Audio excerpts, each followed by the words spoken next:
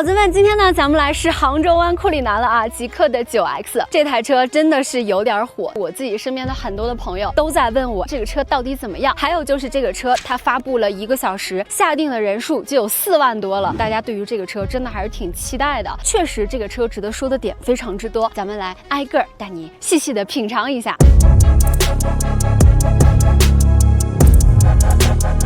首先呢，就是外观了。我觉得这个脸看过去就很厚重，而且呢很有质感的这样的感受。它前面给你用了一个2.15平方米的巨大的棒式的前机盖，再配合上它浩瀚的星河的灯，所以呢就会给你有一种哇我要 hold 住全场的那种感受。我觉得实车会比你在视频或者图片里边看到的要更加的有质感，更加的震撼。所以说朋友们，如果说你对这个车感兴趣的话，你就一定要去 4S 店去亲自的来现场的感受一下这台车。它的车长是超过5.2米了，里面的空间呢也是非常之大的，一会儿带你上里边再来感受一下。这个车它的颜色呢有黑白银灰紫，然后我最喜欢的颜色就是这个黑色，就会更加的那种老里老气的感受啊。然后紫色呢也是我比较期待的，但是那个紫色我还没有见过，如果后面我要是看到了也会来给你们拍一下。那你喜欢哪个颜色也可以打在我们的评论区下方。另外呢，就是它底下给你配了一个22寸的一个大角，它这个轮毂的样式是一共有3种，除了这个，然后还有一个镜面的锻造轮毂，那个是我最喜欢的。之前可能我们都是在一些100万豪车上才能看到那样的设计，那个设计，然后再配合上整个它这种车身的这样的感觉，你就会感受到哇那种气场全开的感觉就给你体现出来了。这次呢，在灯上面也是非常有考究的，它搭载了260万双100万的像素大灯，跟 M9 是同款，它整个照射的区域范围也会更加的宽厚。再有一些辅助驾驶啊，包括娱乐，还有迎宾的时候，它就能够更加的给你一些交互的体验。关键是它的灯光秀非常好看。这台车呢，它的后备箱它是一个天地门这样的设计，这个点我觉得钓鱼佬看到这儿是不是得狂喜一下？现在后排呢，我已经把3排的座椅给放倒了，所以说这台车如果说你平时把它当成大4座的时候，你就可以收获一个巨大的这样的一个后备箱了。然后这个时候你可以，我现在有点坐不上去，然后这儿也能调这个空悬，再往下降一点，然后这个时候呢就能很轻松的站上去了。这个时候是不是应该能挥2杆，是不是比较合适？那这个时候呢，你再放一个那种大的气垫床，这个时候是不是也挺爽的？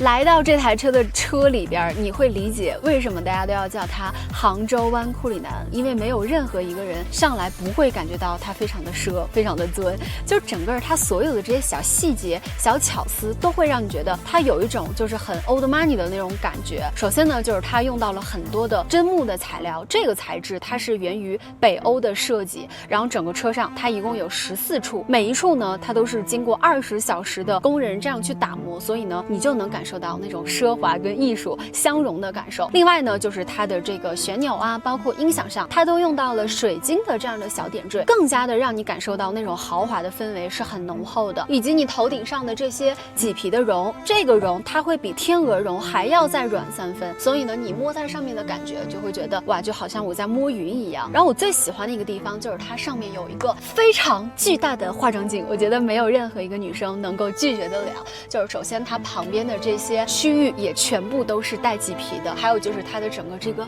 面积很大，然后也是有灯的。氛围灯呢，它给你用到了1680光亮的这样的效果，呈现出来的感觉呢，就会让你觉得跟它整体的那种奢华的氛围是很搭的。然后座椅非常有必要跟你讲一下，现在几乎你看像20万的车、10几万的车，大家有的说，我都有 Nappa 了，但是这些里面它还是有区别的。这台车它的 Soft Nappa 它会比普通的那样的 Nappa 的皮还要再软个2倍，所以说你能感受到的就是它那种海绵以及那种原皮的质感，反馈给你的就是很真实，并且呢很奢华的那样的感觉。3排的座位，每一个座椅上你都能感受到它的那种原生皮质给你带来的那样的真实的触感以及透气性是非常好的。材质呢，它用到的是来自北欧牧场的公牛皮，而且呢他们这个公牛皮都是选取的是最核心这样的部位，所以呢每一个座椅上它都要选到这种4到5张的皮，才能给你确保出我要给你提供一个零瑕疵这样的座椅。然后整车它的这种 Soft Nappa 的皮质面积是超过5.5平方米了。所以呢，这些奢华都是在细节之中。那为什么当你坐在这个椅子上的时候，你就会觉得特别的软呢？就是因为它把里面的那种慢回弹的海绵给你做到了10毫米，然后整个的结构一共有12层，所以这些很好的数据体现到我们这个人的身上，你就会感受到那种很有触感、很高级的奢华。另外呢，就是车机了。之前的极客在这个上面吃过亏，所以说他们现在也是把这个大家的意见都汲取到一起了。这块现在已经升级到 OS7 了，然后前面是双 R95的车机，所以说这些灵敏的响应程度现在都是第一梯队的。而且呢，它的这块屏跟你前面的 HUD 以及后边的这些娱乐屏啊等等，它全部都能够实现互联的。这一点呢，也能加强这个每一个屏或者说每一个座位上大家对于它的一个需求。那还有一个很贴心的点，就是在每一个座椅的这边门框上，它都给了你一个电动的储盒。你看，然后他们的这个产品经理的说法是什么呢？就是说一般高净值的人群，大家都喜欢运动嘛，那这个时候你运动之前，你就可以把你的这些什么金镯子呀、表呀什么这些值钱的东西往这儿一放，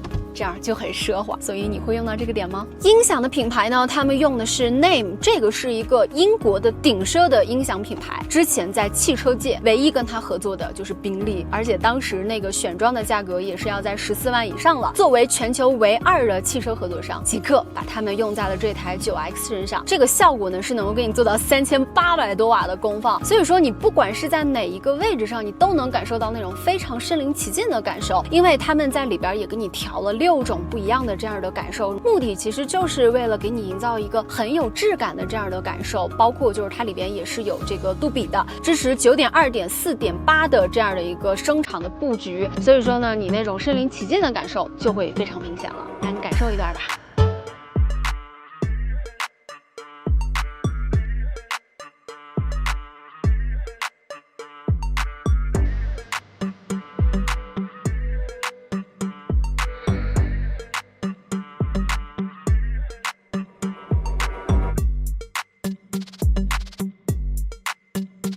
我现在呢已经把这个2排的零重力给打开了啊，现在咱们已经就是享受上了。其实现在20多万的车很多就已经有这个零重力了，但是呢你会发现它们还是比较有区别的。这个车它做的比较好的一点就是说，它的最大的这个角度是能够达到145度，你的心脏跟你的膝盖是能够齐平的，所以说你会觉得说它的这个零重力就会比别人那儿更加的舒服。另外呢，就是它是可以支持驾驶员在驾驶的时候打开这个移降零重力，这一点我觉得还是做的比较有实用性嘛。另外呢，就是这个车它的这个座椅它是能够支持4种模式的调节，除了这个零重力之外呢，这个座椅它能旋转到外面，就是一个扶指的。关键是有一个点很好啊，就是说它的这个座椅是能够对着坐的。现在就是一个大客厅的模式，你看我这个座椅呢也转过来了，这个时候你在这儿放一个桌子，咱是不是能在这搓点麻将？你看就是我这么走过来，然后再走过去，是不是感觉就很畅快，就真的特别的像客厅。有的时候其实我们出去玩的时候有这样一个场景，就觉得很惬意。另外呢，就是还有一些配置，底下呢是有一个9升的冰箱，容积不是特别大，但是呢它是向零下的6度到零上50度的调节都是有的。然后这边它有一个小屏幕，跟这个小米一样，这样它取下来，然后你就能够在这儿去操作一些东西了，比方说像空调啊、天窗啊、灯光啊等等，就这个还是蛮方便的，就是一个小手机。而且关键你知道是啥吗？就是它连这个后边它用到的都是这样真木的材料，你看这个奢华就还是得体现在细节之上。另外呢，就是在你的这个座椅的旁边，它在这儿也给了你很多座椅的调节的按键，比方说像通风啊、加热呀、按摩，以及这边门框上它也给你显示了很多实体按键的。这一点其实对于一些老人啊，包括小朋友来说就是很合适的。所以其实这台车我觉得它真的非常适合家用。另外呢，还有一点很贴心，就是它把这个实体的开门的方式给你放在了下边，关键是它上面用到了中文，所以这一点我觉得必须得点个赞。然后后边呢，像很多的智能的豪华配置，比方说隐私的帘啊，包括这个电动的开门方式啊，等等等等，这些都给你全部搭配上了啊。然后有一点就是它这个小桌板右边是有的，左边没有。然后这个它做的真的有点高，我刚试了一下，我觉得可以在这儿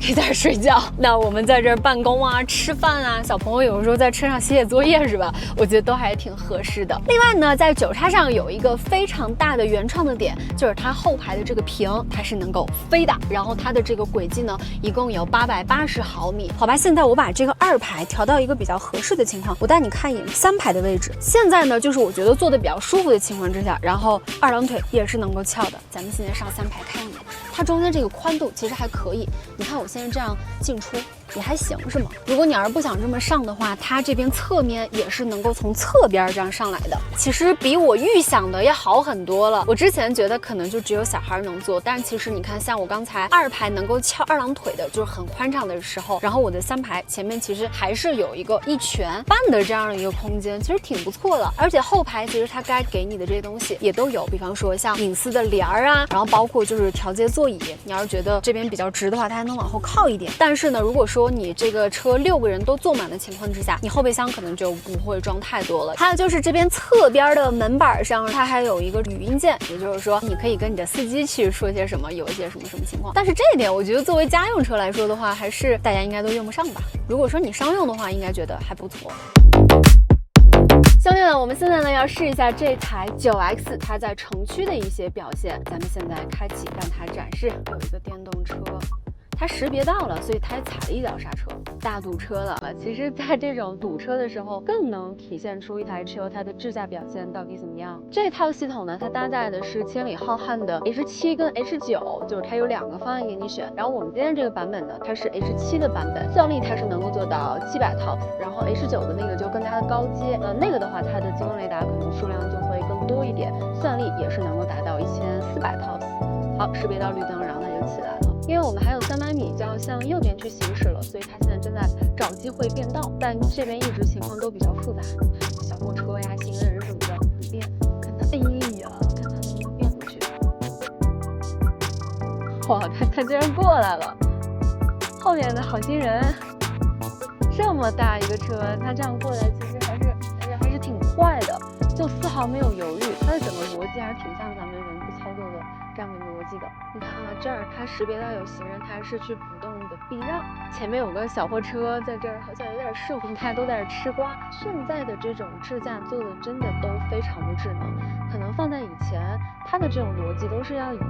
更加安全为主，所以说可能路上遇到那种突然停下的车呀，或者怎么着，它都会一直长时间的等待，就完全不太像人的逻辑。但是你看它现在，不管是对于行人的这种避让啊，以及就是说它起步面对红绿灯的识别等等，做的都非常的智能。我们这个速度一直不起来，第一个是因为这边它的限速是30嘛，它肯定也就是在这个里边去走。第二个，因为路况一直确实都比较复杂。哇哦，你们看前面还能看到雪山，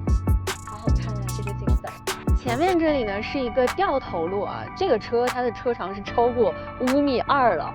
然后我们看见它自己掉过来的这样的感觉。车道就是正常的这种无双车道，而且这边还有2个车，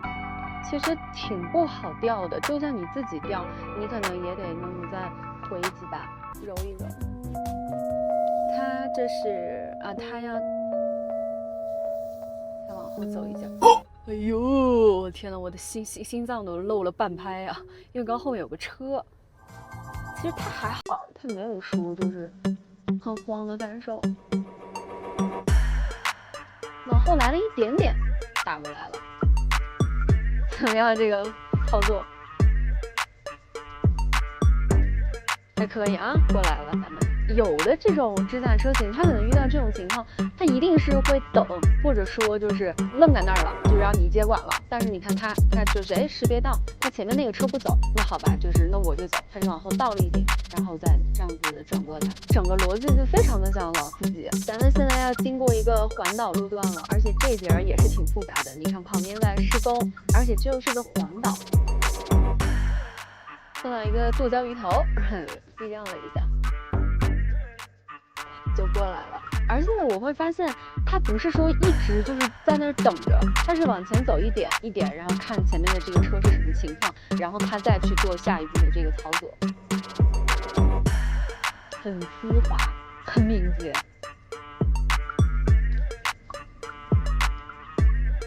开这个车，可能很多朋友觉得说它不应该去到一些那种就是很野、很颠的那种路。但是呢，其实极氪它也是给你想到了。之前其实你就会发现，极氪的车型它多少都是沾点运动属性的，所以这台车它也是给你想到了。它里边它是一共有10种模式，就是各种各样的全地形的模式，像你要去的那些沙地呀，然后泥地等等等等，它全部都给你涵盖了。而且这个上边也会帮你去显示一些各种数据。咱们现在呢要去一个越野基地啊，然后我们去的这个路上还是挺绕的，就连这种乡间小道啊、旮旯角这种它也能走支架。看这种小路，很多车大家都说都有支架，但是很多车它就是可能到那儿就让你接管了。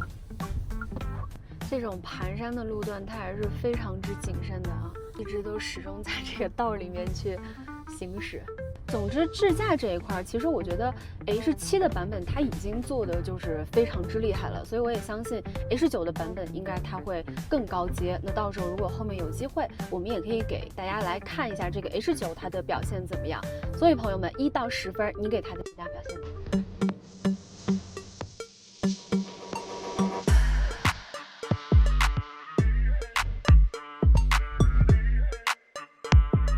咱们来聊一下这台车它关于动力的部分啊。这个车呢，它是一个电混的，也是第一个搭载浩瀚电混平台。好处呢，就是无论是作为纯电车还是增程车，它的优点都是非常之多的。它用了一个70度的大电池，这个在行业里边，就是混动车型里边，它这个真的算是做的很大了。所以呢，你就会得到一个 CLTC 工况之下380公里的纯电续航。这个数据其实你完全就是把它当成纯电车开也是完全没有问题的，因为它的充电速度也是非常快的，全系都是有900伏，然后全系都带了6C 的充电的倍率，基本上它 SOC 的电量，你从20充到80，只要9分钟的时间，就是非常之快。作为满油满电的情况之下，1200多公里也足够你去一些很适合远方的地方了。所以续航焦虑这个事儿，你开这台车你是完全不用顾虑的。买这个车的朋友呢，可能也有一部分想说，我想要去有一些这种速度与激情的路段。这个车它是有3电机的，最大的输出的总功率是能够给你做到1000多功率，还有就是它的马力是能做到1400多匹，这个数据还是挺吓人的啊！你要想这个车，它的车长是超过5.2米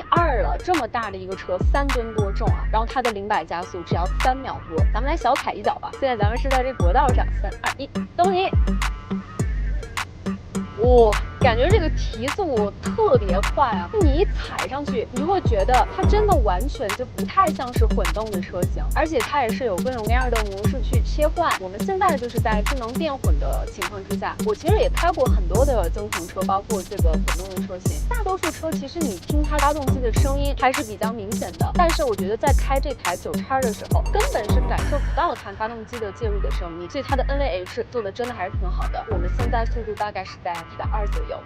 是非常安静的，因为它会把胎噪啊、路噪啊等等，包括发动机这些，它都给你抑制的都特别的好。另外呢，就是这个车它是有48伏稳定板的，其实这个基本上咱们之前都是在一些100万豪车上有的，所以说这个它也是中国品牌第一次带这个。好处呢，就是在整个你去驾驶的时候，它的整个的稳定性也会更强一些。而且其实整个的底盘它是直接去对标库里南的，然后这个车它也是有双缸的空悬以及 CCD 的减震器，所以说就是你在过一些那种特别复杂，你也能够感受到，就是它把那种颠簸呀，包括很细碎的东西给你过滤的特别的好。它是能够给你兼顾运动属性的同时，也能够给你一些很舒服的感受，这个是很难得的。最后呢，再来跟你小小的总结一下这台车啊，其实我觉得它的整体的这种调性啊，包括就是它给到你的这些奢华的体验，就真的很有那种100万豪车的感觉。现在网上的这种预售价呢，大概就是50-60万起，但是可能就是它也许也会有一些定制的版本，可能价格会更贵。这个呢，我们到时候也可以期待一波。总之呢，就是我觉得今天体验完这些它的所有的方面，不管是你看到它的第一眼，它的整体的这样的外观的感受，很牢、很库里南的这样的外观的设计，以及就是它很智能的这些东西，甚至就是还有它的这个支架呀，以及车里面的各种各样的豪华的配置，总之就会让你觉得哇，这台车无论是家用还是商用，都会觉得特别的有面儿。所以呢，你也看到了，就是才会有那么多的人才会去考虑它，才会去关注到它。那以上呢就是咱们这期的全部内容了。如果说你对这台车还有任何的疑问，也欢迎你在我们的评论区底下跟我们互动一下。拜拜。